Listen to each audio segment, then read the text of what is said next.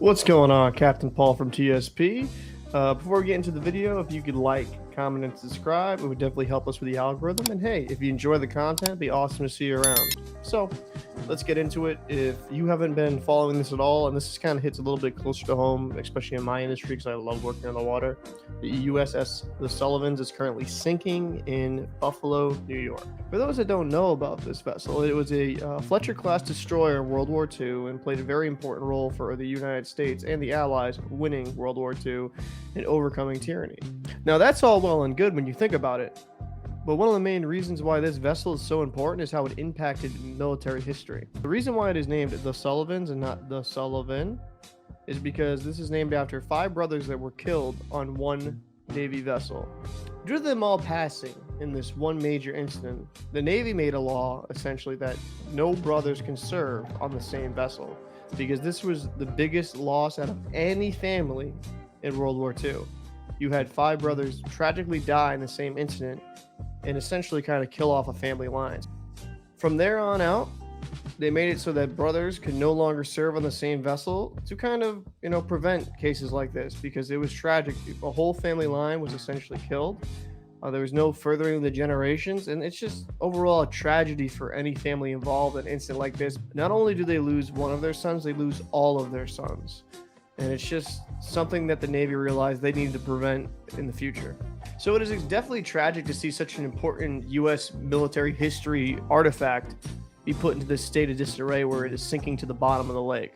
For those to kind of understand the scale of this vessel, and especially for the times it was pretty good size, it is 376 feet and 6 inches length and beam, 39 feet and 8 inches, and its draft is 17 feet 9 inches. So that's what's kind of recorded there for its overall numbers. Obviously that would change if you're fully loaded or you're a light vessel with fuel. For those days standards of World War II, that's a pretty good sized vessel, but all things considered, that's actually a very, very small vessel. And I understand what I'm going to say is pretty expensive, but why wasn't this thing dry docked and properly maintained? I know that they have, it's probably very limited funding, but to me, the government, where they spend money extremely frivolously on idiotic things, why don't we just try to preserve as much of World War II history as we can? Like a vessel like this, and especially the significant background to it, the backstory and the naming of it, why isn't this vessel being preserved how it should be? 376 feet long and essentially 40 feet across on the beam is really not that big of a vessel. You could easily put that in pretty much most dry docks these days. In comparison, the vessel I work on is just shy of 500 feet with 499 feet and 8 inches. So, this is easily done. This is easily attainable.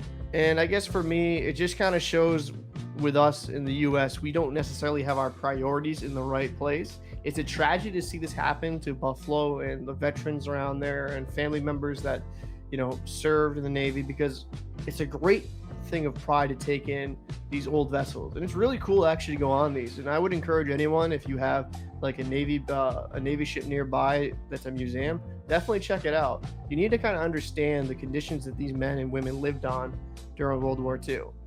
It was very hellish. It was very disastrous.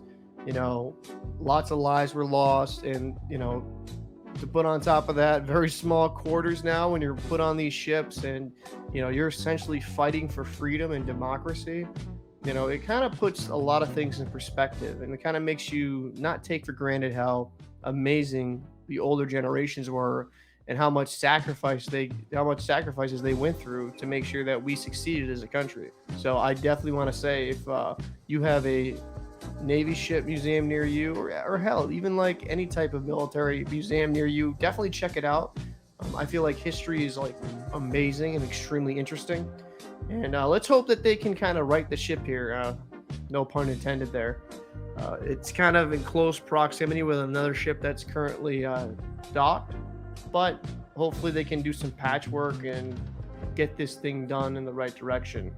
Apparently they were doing some underwater repairs, but due to, the winter obviously being so cold up in Buffalo, they kind of put it off until the spring so they could kind of have everything actually adhere to the vessel. Whereas you know, in the cold water it wasn't allowing to. But, you know, for me, it's just a shame you couldn't put this thing in dry dock somewhere and get, you know, repairs done correctly. So, you know, maybe there is another response just besides money, but if money is the only reason for that, it is kind of a shame the government can't, you know, put a little bit of money towards their, you know, history, you know, to let the future generations understand how great that World War II era generation really was. So this is Captain Paul. I hope you enjoy this little bit different video than we do usually on this channel, but I'd like to get some more maritime stuff included in this as well. This is kind of a passion of mine. It's the field I work in.